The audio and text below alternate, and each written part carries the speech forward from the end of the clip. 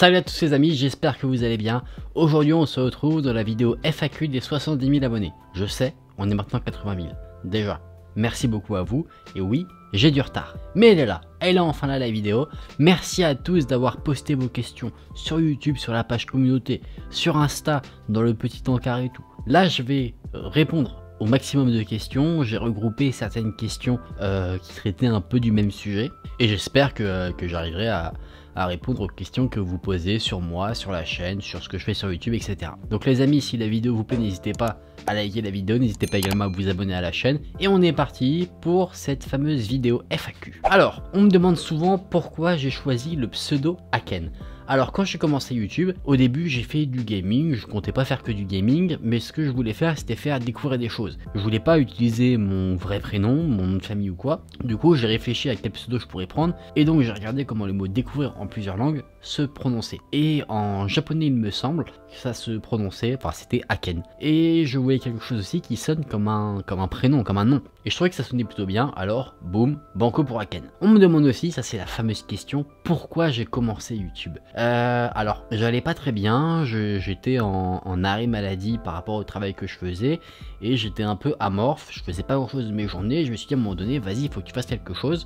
Du coup j'ai commencé à faire des vidéos sur YouTube, d'abord en gaming, c'était pas pour devenir youtubeur ou quoi que ce soit, c'était plus pour me vider la tête et faire quelque chose, et ça a pris, j'ai prenais beaucoup de plaisir à le faire, et voilà, au fur et à mesure ça s'est développé, et c'est comme ça que je me suis retrouvé sur YouTube. D'où me vient la passion pour les threads d'horreur? Alors, j'ai pas la passion précisément des threads d'horreur, j'ai un attrait pour l'horreur en général. Ça peut être les affaires de tueurs en série, ça peut être des disparitions mystérieuses, des légendes urbaines. Les threads d'horreur en font partie, les threads Reddit. Et voilà, en fait j'ai une passion pour tout ça. Du coup je me suis dit pourquoi ne pas vous le partager. Je faisais du gaming un peu multigaming au tout début. Après j'ai fait un peu de jeux d'horreur parce que c'est des jeux que je découvrais à chaque fois. Quand je jouais par exemple au début à des jeux comme Star Wars Battlefront 2, à Apex, c'était un peu de la redite entre guillemets parce que c'était des jeux que je jouais sur mon temps personnel. C'était des jeux que j'affectionnais mais que je connaissais, donc à chaque fois je ne découvrais pas quelque chose. Avec les jeux d'horreur, là je découvrais toujours une histoire et quelque chose, et après avec les histoires d'horreur, les légendes urbaines, là aussi je découvre de nouvelles choses et je veux vous les partager. Vous voyez, on retrouve encore cet aspect découverte. Donc voilà, j'espère que j'ai répondu à la question d'où me vient la passion des threads d'horreur. Après, la passion de l'horreur en elle-même, elle vient du premier film d'horreur que j'ai vu, qui est Paranormal Activity 2. Je crois que j'ai commencé par le 2. J'ai beaucoup aimé parce que c'était, bon déjà c'était le premier film d'horreur que je voyais, du coup ça me faisait naturellement flipper. Et il y avait cet aspect un peu de mystère où tu comprends pas forcément trop ce qui se passe. Tu vois des choses à l'écran qui te font peur mais tu sais pas trop l'expliquer. Et ça m'a fasciné, et c'est à partir de ce moment-là que j'ai commencé à apprécier les films d'horreur, et ensuite tout ce qui est histoire d'horreur. J'ai été un grand fan des émissions qui passaient où on te racontait plusieurs petits trucs d'horreur, je sais pas trop, hein, genre la malédiction du Titanic, l'histoire de la Dame Blanche, ce genre de choses. La chaîne s'est développée, et là je vais répondre à une autre question. Est-ce que YouTube est mon travail? Est-ce que je ne fais que ça? Oui. Après, ce qu'il faut savoir sur cette chaîne YouTube, là pour le moment c'est très axé horreur, mais je veux aussi partager d'autres choses. Après pour le moment j'ai quelques idées, mais il faut que ça se mette en place, il faut que je les travaille, et ça arrivera au fur et à mesure du temps, donc ça va pas rester que sur de l'horreur pure. Par exemple, si à un moment donné je veux parler d'une compilation de vidéos de personnes qui font un cambriolage mais qui se foirent totalement, si je veux le faire parce qu'il y a un truc qui va un peu tilter, je le ferai. Mais ça va pas forcément rester pendant toute ma carrière YouTube sur l'horreur. J'aimerais pouvoir développer d'autres choses et avoir un peu un gros pot pourri de ce que j'adore. Une question intéressante qui a été posée, ça mérite un peu débat, c'est: est-ce que tu penses que le public va se lasser des threads d'horreur? Des threads d'horreur Reddit, c'est possible si à un moment donné ça tourne en rond au fur et à mesure du temps, que c'est un peu les mêmes types d'histoires qui ressortent. C'est pour ça que moi sur la chaîne aussi je ne me focalise pas que sur ça. C'est pour ça que je parle aussi de légendes urbaines, je parle de lieux hantés, je parle de plein de choses de l'horreur qui sont diverses et variées. Parce que même pour moi, si je racontais que des threads Reddit, au bout d'un moment, j'aurais une lassitude, ça m'énerverait un petit peu, mais mon montage ce serait un peu relou. C'est pour ça que des fois, j'essaye de varier un peu. J'essaye aussi de créer, entre guillemets, mes propres histoires. Vous l'avez peut-être vu avec le message de l'autre monde qui va continuer. Je l'ai fait aussi avec les threads d'horreur interactifs parce que voilà, j'ai créé quelque chose. Après ça, c'est quelque chose que je vais remettre en place, mais peut-être d'une manière un peu différente, pas avec des youtubeurs connus, mais peut-être avec des personnages que je peux créer. Mais c'est pour ça que moi je cherche à un peu varier le contenu, même si on reste un peu dans l'horreur, mais à varier les directions qu'on pense sur la chaîne et pas rester à 100% du thread Reddit, même si je sais que pour le moment vous adorez ça. On me demande souvent, ça c'est vrai, c'est quelque chose qui revient assez régulièrement, que ce soit dans les commentaires des vidéos, que ce soit sur Insta, quand je fais des petites FAQ, des trucs comme ça, c'est est-ce que moi j'ai vécu quelque chose de creepy, est-ce que moi j'ai vécu un thread horreur? Bah malheureusement, ou heureusement, pas du tout. J'ai rien vécu qu'on pourrait qualifier de thread horreur. On m'a demandé si je comptais rencontrer mes abonnés. Pas du tout, vous restez chez vous. Oui, bah bien sûr, j'aimerais bien organiser des rencontres abonnés. Après, est-ce que je compte organiser moi-même quelque chose? Bah je sais pas trop comment faire en soi. Ce serait une idée. Après, à des événements, je sais pas, la Paris Games Week, enfin vous savez, les grands salons un peu comme ça. Bon, il n'y a plus la Video City, je crois, mais vous voyez ce genre de truc. Là, ce serait avec grand plaisir. Après, pourquoi pas essayer de trouver un concept de vidéo où on pourrait se rencontrer. Ça pourrait être quelque chose d'intéressant. Après, faut trouver le bon concept, quoi. Mais ce serait bien sûr, évidemment, pour répondre à la question, un plaisir de vous rencontrer, et c'est sûr que j'aimerais bien le faire. On m'a posé une question sur l'avenir de la chaîne. En répondant à cette question, je vais répondre à plusieurs autres questions. Oui, je veux faire évoluer la chaîne, évidemment, je veux pas rester dans mon coin à raconter des histoires. J'aimerais, pourquoi pas, dans la légalité bien sûr, faire de l'urbex. J'aimerais développer aussi les courts-métrages.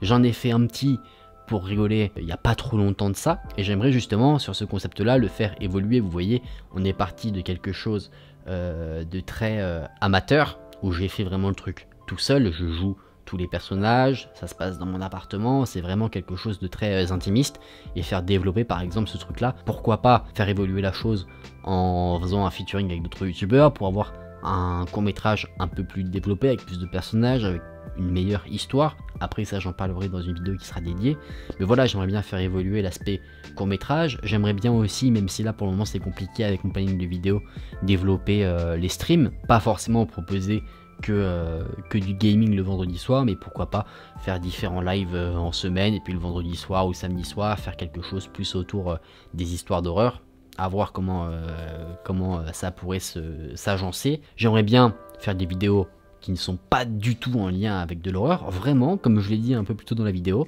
proposer plein de choses que j'adore. J'aimerais bien évidemment faire des feats avec d'autres youtubeurs ou youtubeuses, mais pas des feats juste moi je suis là dans mon décor, je raconte une histoire, quelqu'un d'autre dans son décor raconte une histoire et puis ça fait un feat. Créer vraiment une vraie vidéo, un vrai concept où le feat a son intérêt, tu vois.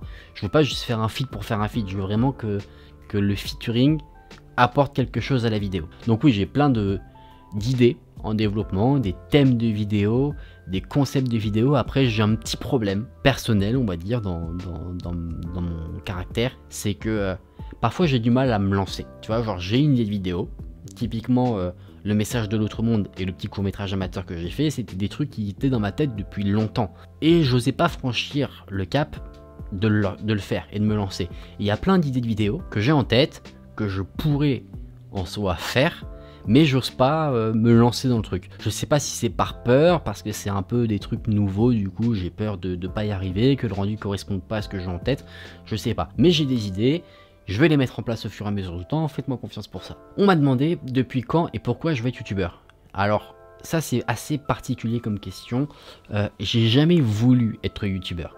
Ça m'est tombé dessus entre guillemets, je me suis pas dit un matin, mon métier, je veux que ce soit youtubeur. C'est que j'ai commencé à faire des vidéos, ça a marché, ma chaîne s'est développée, j'ai eu des abonnés, j'ai fait des vues, etc., etc., etc. Et après, le métier de youtubeur est celui qui s'est associé à moi. Mais je me suis pas dit, maintenant, je veux être youtubeur. Et je fais tout pour être youtubeur. Que recherches-tu dans YouTube? Qu'espères-tu apporter aux abonnés qui te suivent? Ça c'est une bonne question. Qu'est-ce que je recherche dans YouTube? Dans YouTube, ce que je recherche, c'est mon épanouissement de 1. C'est aimer, continuer d'aimer ce que je fais. C'est pour ça que, tu vois, des fois je peux avoir des idées de vidéos, je vais les faire, ça me fait kiffer, ça marche pas, c'est pas grave, je l'ai fait, ça m'a fait kiffer et c'est le principal. Après, si vous kiffez derrière, c'est encore mieux. D'abord, ce que je recherche, c'est moi, que je sois content de ce que je fais, que je sois épanoui dans ce que je fais. C'est ça que je cherche dans YouTube, et c'est aussi créer. Et du coup, moi, c'est ça que je veux partager maintenant sur YouTube. C'est ma créativité, quoi.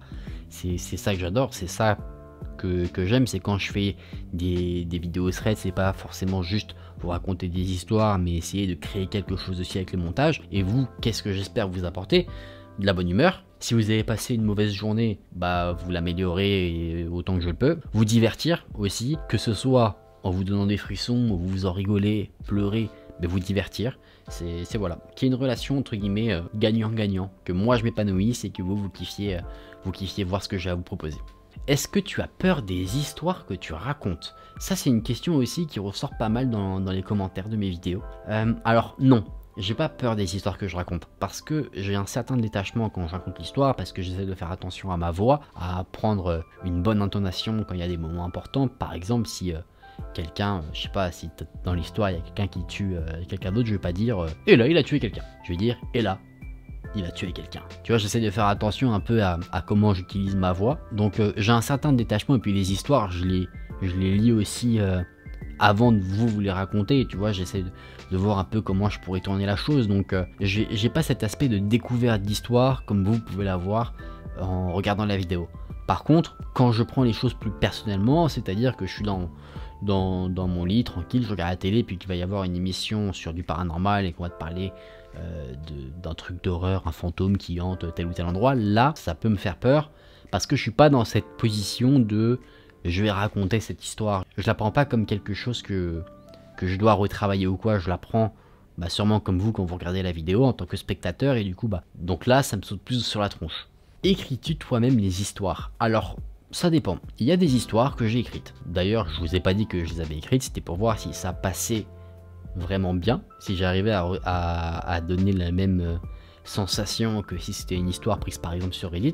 J'ai fait par exemple à un moment donné, alors je sais plus forcément dans quelle vidéo, je pourrais la retrouver, mais un mélange. J'ai fait genre une histoire qui venait de Reddit et deux autres histoires, c'était moi qui les avais écrites. Et vous l'avez pas remarqué. Donc ça veut dire que les histoires devaient être plutôt bien faites dans leur structure, ça faisait pas trop gros, genre il se passe vraiment plein de choses extraordinaires, et ça faisait pas il se passe rien non plus, ça avait l'air d'avoir le juste milieu, donc c'était plutôt cool. Après sur les fictions, le court métrage amateur, ça c'est moi qui l'ai écrit.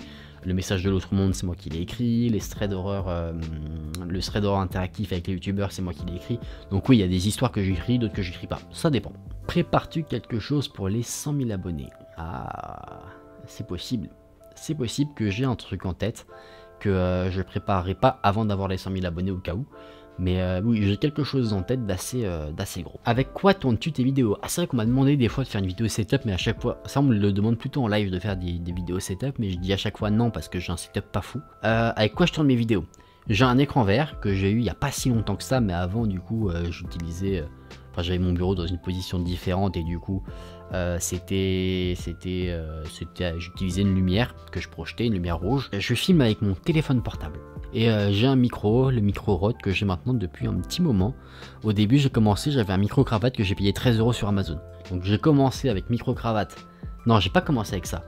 J'ai commencé ma toute première vidéo. Hein. Donc du coup là c'était là où je faisais aussi mes tests. J'ai commencé, je filmais avec une webcam qui n'était pas en très bonne qualité. En plus j'avais filmé avec mon téléphone. J'avais un micro, c'est celui-là. Hop, un petit micro. Celui-là, qui est un micro que j'ai eu avec la webcam d'ailleurs dans un pack spécial vidéo YouTube streaming que j'ai acheté à la Fnac. En gros, t'avais le petit pack, j'avais commencé avec ça et puis après je me suis développé. Le son, je le trouvais pas trop bien avec le micro, du coup j'ai acheté un micro cravate sur Amazon à 13 €. Mais le téléphone, lui, il est toujours là depuis le début. Et tu es retourné sur le dark web? Ah, c'est vrai que j'avais fait des vidéos sur le dark web. Non, j'y suis pas retourné pour la simple et bonne raison que je n'ai rien à y faire. Au début, quand j'y étais allé, c'est parce que je me posais des questions. Là, je me pose pas de questions nécessaires sur le sujet, donc j'ai aucune raison d'y retourner. As-tu des projets hors de YouTube, comme des livres, une boutique ou des voyages?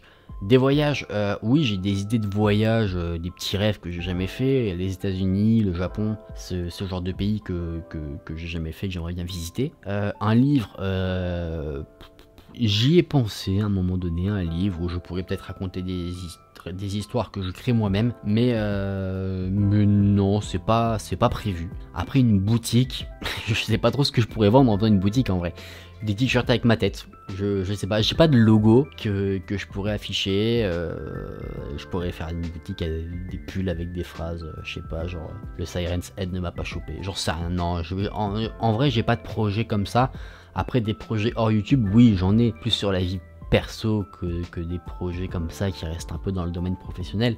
J'aimerais bien déménager parce que je vis dans un petit appartement à Paris, donc trouver quelque chose de plus grand pour avoir pourquoi pas une pièce vraiment axée YouTube. Ouais, en projet, je pense que le projet qui est le plus dans ma tête, ce serait un déménagement, je pense. Alors je vais terminer la FAQ parce qu'il me reste encore pas mal de questions, mais voilà, j'ai pas envie de faire un truc trop long.